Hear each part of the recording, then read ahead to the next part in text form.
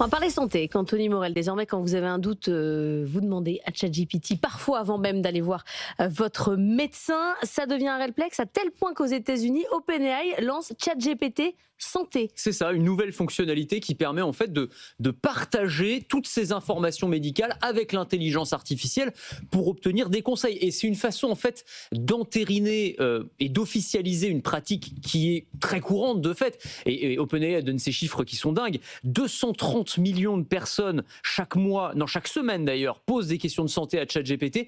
À peu près 8% de tous les échanges sur ChatGPT aujourd'hui, ce sont des questions de santé. Donc vraiment, ça fait partie des mœurs et l'idée c'est de créer un espace dédié au sein de l'application. Donc il y aura un petit onglet, pour l'instant c'est en mode pilote aux États-Unis, donc un petit onglet dans lequel on va pouvoir mettre toutes ces informations de santé. Dès qu'on commencera à parler de santé, on sera redirigé vers cet onglet et on pourra à la fois y connecter toutes les informations qu'on a sur notre smartphone, sur notre montre connectée, toutes les applications du genre Apple Santé, et puis aussi y intégrer tout ce qu'on va récupérer comme données de santé du genre vos résultats sanguins, résultats d'analyse médicale, et poser des questions à l'intelligence artificielle. Elle va pouvoir vous expliquer par exemple ligne par ligne les résultats d'un bilan sanguin. Quand vous faites un bilan un peu complet, franchement, il y a 80% des lignes, vous comprenez même pas de quoi il s'agit, et si ça dépasse un peu, vous êtes en stress absolu. Donc là, l'IA va pouvoir vous expliquer, vous allez pouvoir lui demander, voilà, j'ai le taux de ferritine qui a augmenté, qu'est-ce que ça veut dire ?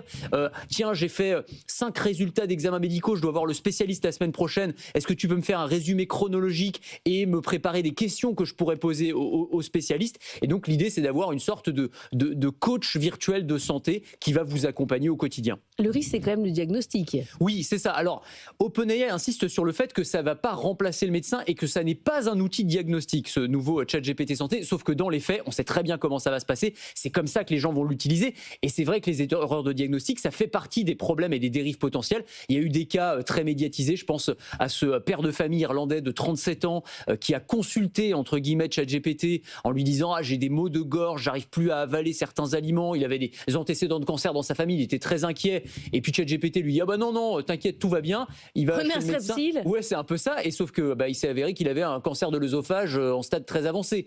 Il serait allé voir le médecin plus tôt, probablement que ça se serait un petit peu mieux passé pour lui. Mais il ne faut pas non plus que ces cas qui sont très médiatisés, parce que évidemment, ça fait un peu peur. C'est de la responsabilité individuelle, ça, quand même. Exactement, c'est de la responsabilité individuelle, c'est la façon dont vous utilisez l'IA, et ça ne doit pas empêcher d'aller voir le médecin, évidemment. Et ce dont on se rend compte quand même, c'est que sur les tests qui sont menés, et y compris dans des revues scientifiques très sérieuses, quand on compare les résultats de diagnostic de ChatGPT avec celles de médecins humains, une cinquantaine de médecins, par exemple, dans le cadre d'une étude publiée par le Journal of American Medical Association, l'IA pose un diagnostic précis à 90%, là où les médecins humains, c'est 74%. Donc l'IA est de toute façon meilleure aujourd'hui que les médecins humains, et elle est souvent perçue comme étant plus empathique et plus compassionnelle dans les réponses qu'elle apporte. Ce qui doit aussi, je pense, mener les médecins à réfléchir aussi, à certains médecins en tout cas, à la relation qu'ils ont avec les patients, s'ils commencent à être dépassés par l'IA sur ce point-là. Il nous reste quelques secondes. Qu'est-ce que OpenAI fait de vos données ? Alors,